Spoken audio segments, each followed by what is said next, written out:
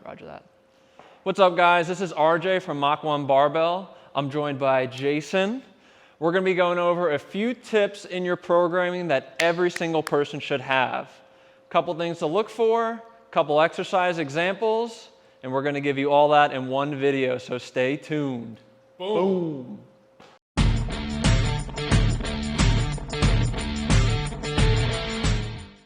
So first topic we're going to go over is your push. So these are two categories. There's a horizontal push, so we're thinking that horizontal plane, or a vertical push. Those principles also apply to the pole, but we'll cover that later in the video. So our first example of our vertical push, Coach Jason's going to go over a push press. So barbell exercise for this example. Jason's going to have the weight in the midfoot. He's going to dip down into that power position. From here, we're going to explode through that bar, locking the elbows out through the ears. So if Jason, you want to turn towards me, give an example of that full lockout. So again, descending into that dip, driving through the bar, and you can see his elbow is right behind that ear with a full lockout. So next exercise that we're going to demo is a horizontal push. Push-ups are great for building that relative strength, so being able to move your body weight as compared to the barbell, which is absolute strength, where you're loading up and seeing how heavy you can go.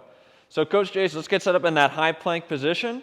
So we're going to start with the wrist stacked under the elbow, under the shoulder, with a nice straight line running down from the head to the ankle.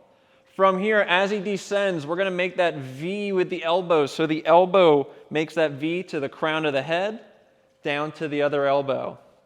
As he goes down, nice straight line, core tight, big press through that floor. Using that push-up can be a variation to help improve your pressing strength, whether it's pressing away like a bench press or pressing overhead like the barbell push press example. All right, our second category. We worked on our push, now we're going to work on our pull. The same principles with horizontal and vertical apply to the pull just like they did with the push. So we're going to start with a vertical pull. We're going to do a neutral grip pull-up. So starting with the neutral grips, shoulders in that neutral position so we're not palms away or palms towards you. Coach Jason's going to stack the ribs down. So ribs are nice and tight, abs tight. And we're going to drive those elbows down towards the back pockets. So again, all the way down, letting the elbows unload, and then pulling those elbows to those back pockets for those strong lats and mid-back. All right, next we're going to go over the horizontal pull variation. Again, there are a million combinations we can do of each. We're just highlighting a couple. So for this example, we're going to go with a bent over row. This is going to help strengthen the torso in that hinge position, so resisting that flexion, as well as working on those mid-back and lats. So first thing we're going to do is soft bend in the knees, hinging at the waist. So you see this nice straight line from ear down to the hip. Coach Jason's going palms up or a supinated grip. That's going to put that shoulder in more external rotation. People are typically lacking that external rotation, so I like to use those palms up. From here, pulling those elbows towards those back pockets. You can see the bar traveling along the thighs. He's not rushing. He's got the controlled descend, so we're not trying to jam that bar real quick. So let's see a bad example, losing that tension, rounding the back. We want to keep everything nice and rigid, nice and tight as we pull those elbows to the back pocket. Bam. All right, so now we're going to work to the lower body. The two categories we're going to focus on are a squat versus a hinge. It's important to understand the difference because you want to know how to make a squat more squatty, for lack of better terms, and you want to make your hinges more of that posterior change or more hip dominant. So Coach Jason's going to use the PVC or the dowel. We're going to place that dowel behind the back. We're looking for our 3 points of contact. We're going to go right behind the head, right between the shoulder blades, and then knuckles right above the hip. All right, so you're thinking those 3 spots the whole time. A hinge, I like to say we're using a tabletop, so your hips are going to move back in space versus up and down like an elevator. So keeping those 3 points of contact, Coach Jason soft bend in the knees, hips traveling back. We're not losing the bar, so let's go down to that bottom and let's round your back. So we see a poor example. So we see we lose this contact when we lose tension in the torso. So keeping that stable and rigid, we maintain those 3 contacts as we hip hinge. So the PVC is a great way to get started. The next exercise, we're going to show you how to load that hinge pattern. All right, so moving into our barbell RDL. The RDL is different from a deadlift because the RDL starts from the top and works its way down. All right, so similar to what we did with the PVC, we're going to think soft bend in the knees, hips traveling back with a nice stiff torso, drive the bar up the thighs, locking out the hips.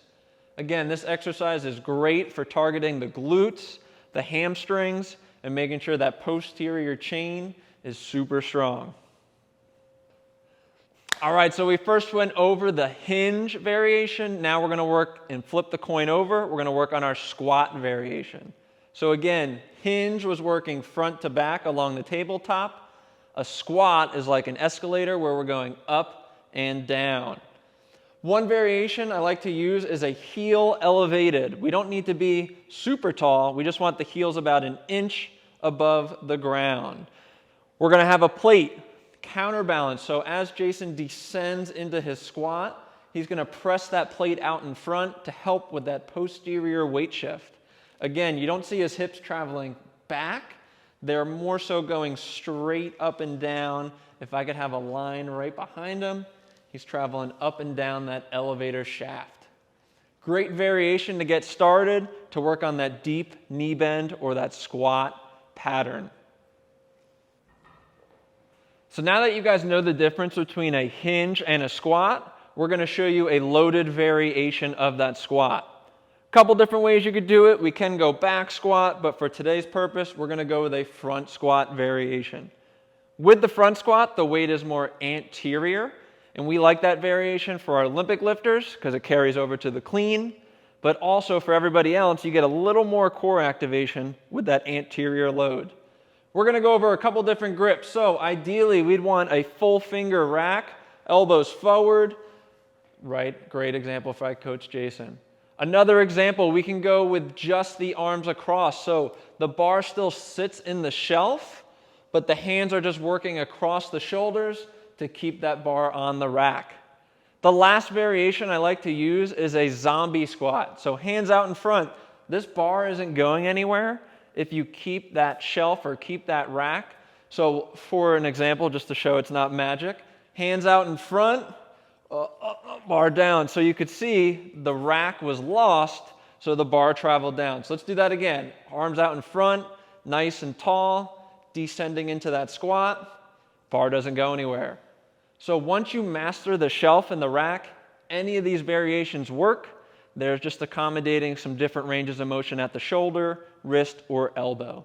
So Coach Jason's going to go with a full finger rack, elbows pointed forward. We like to say lasers that are pointed from the elbows are pointing straight ahead. Keeping that rack, keeping that shelf, he descends into that squat, nice deep knee bend, drives up out of the hole, keeping everything tight, pushing the earth away, and building up some big, strong quads. All right, so next group that we're going to go over is core. Core is a very broad term, and we like to split it up into 2 categories. 1, I like using my anti-something category. 2, I like making it a dynamic core exercise. So what I mean by anti-something is you're resisting a certain motion. So when Coach Jason goes into his plank position, elbows stacked, nice and tight, we're resisting gravity pulling us down. So we call that anti-extension. Can you go into a side plank for me? So this gravity is pushing down and we're resisting anti-lateral flexion. So that's one way you can build up a strong core is doing an anti-something exercise. A plank variation, a Pallof press, all are great for building that strong core. The next category of core is being dynamic. The core connects the torso to the extremities, so if your core does not have the ability to move and transfer force, you're going to be lacking on those athletic abilities. So, for example, we're going to do a med ball slam. So again, it's not anti. This is going to be moving fast. So it's got to be explosive. So what we're going to do is Coach Jason's going to be in that athletic position, ball under the chin. On set, we're going to go up to the ceiling, big, tall extension, triple extension moment, and he's going to rip that ball down, trying to break a hole in the ground and slam that thing as hard as you can. So again, on set, we're going up, hit, slamming that ball down, trying to be explosive. That core, again, is that link in the chain to help get that extra power out of your movement. So again, one more good example, break that ground, set, hit, driving down. The med ball is a great tool to use. You can change up the angles, you can change up the slams, plenty of variations to try. Give that a go. All right, the last category of programming that I like to include is power. If you're not powerful, you're not going to be athletic. So a couple different ways you can train this are throws, like the med ball example that we use, jumps, or sprint. So sprints are super important to include in that programming. That increases motor unit firing. That just gets your whole body feeling super explosive. It's one of the hardest things that you can do on your body. And you want to be fast, you want to be explosive, you want to be dangerous. So if you're missing out on the sprints in your program, I definitely recommend including them. So to wrap up that video, we went over push, we went over pull, we went over hinge, we went over squat, we went over core exercises, and the last key are power or sprint exercises.